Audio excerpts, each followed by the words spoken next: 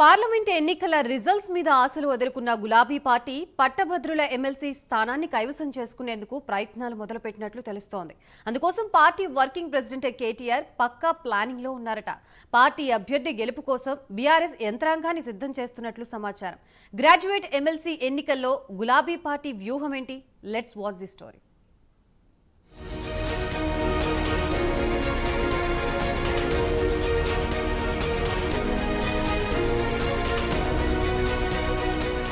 తెలంగాణలో మరో ఎన్నికకు ప్రధాన పార్టీలన్నీ రెడీ అవుతున్నాయి. పార్లమెంట్ ఎన్నికలు ముగిశాయో లేదో ఖమ్మం, వరంగల్, నల్గొండ పట్టభద్రుల ఎమ్మెల్సీ స్థానానికి మే 27న ఎన్నికలు జరగనున్నాయి. దీంతో ఇప్పటికే కాంగ్రెస్, బీఆర్ఎస్, బీజేపీ తమ అభ్యర్థులను బరిలో నిలిపాయి.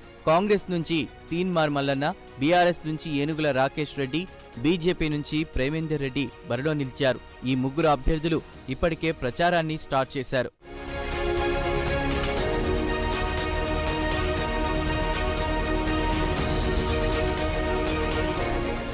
ఇటీవల జరిగిన అసెంబ్లీ ఎన్నికల్లో ఖమ్మం, వరంగల్, నల్గొండ పట్టభద్రుల ఎమ్మెల్సీగా ఉన్న పల్లా రాజేశ్వర్ రెడ్డి జనగామ అసెంబ్లీకి పోటీ చేసి గెలిచారు.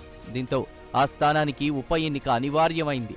ఇదిలా ఉంటే ఇప్పటి వరకు ఈ స్థానానికి జరిగిన ఎన్నికల్లో బీఆర్ఎస్ 4 సార్లు విజయం సాధించింది. కపిలవాయి దిలీప్ కుమార్ 2 సార్లు, పల్లా రాజేశ్వర్ రెడ్డి 2 సార్లు గెలిచారు. దీంతో ఈసారి మళ్లీ గెలిచి పట్టును నిలుపుకోవాలని బీఆర్ఎస్ భావిస్తోంది.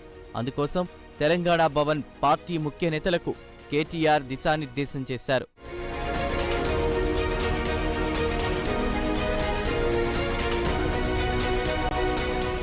ఖమ్మం, వరంగల్, నల్గొండ పట్టభద్రుల ఎమ్మెల్సీ స్థానానికి గతంలో జరిగిన ఎన్నికల్లో అప్పటి బీఆర్ఎస్ అభ్యర్థి పల్లా రాజేశ్వర్ రెడ్డికి ప్రస్తుత కాంగ్రెస్ అభ్యర్థి తీన్మార్ మల్లన్న గట్టి పోటీ ఇచ్చారు.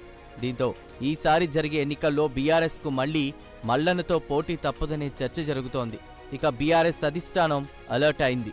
జనగామ ఎమ్మెల్యే పల్లా రాజేశ్వర్ రెడ్డికి గెలుపు బాధ్యతలు అప్పగించారని టాక్.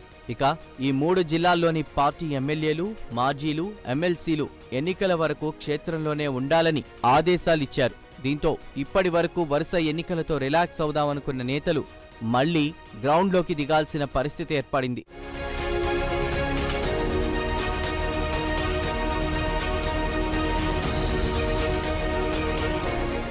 ఇక పార్టీ వర్కింగ్ ప్రెసిడెంట్ కేటీఆర్ వరుస పర్యటనలకు సిద్ధమయ్యారు. బీఆర్ఎస్ సిట్టింగ్ స్థానం కావడంతో ఎలాగైనా గెలిచి నిలవాలని భావిస్తున్నారు. అందుకోసం ఈ నెల 18 నుంచి కేటీఆర్ ఈ 3 జిల్లాల బాట పట్టనున్నారు. వరంగల్ నుంచి శ్రీకారం చుట్టి గ్రాడ్యుయేట్ ఓటర్లతో ఇంటరాక్ట్ కానున్నారు. ఉద్యోగాల భర్తీ, నిరుద్యోగ భృతి, మెగా డిఎస్సి, గ్రూప్ 1 నోటిఫికేషన్ల లాంటి అంశాలనే ఈ ఎన్నికల్లో అస్త్రాలుగా వాడాలని బీఆర్ఎస్ డిసైడ్ అయిందట. అసెంబ్లీ ఎన్నికల్లో ఈ అంశాలతోనే కాంగ్రెస్ అధికారంలోకి వచ్చిందని భావిస్తున్న గులాబీ నేతలు ఇప్పుడు అవే టార్గెట్గా ఎమ్మెల్సీ ఎన్నికల్లో ప్రచారానికి శ్రీకారం చుడుతున్నట్లు సమాచారం.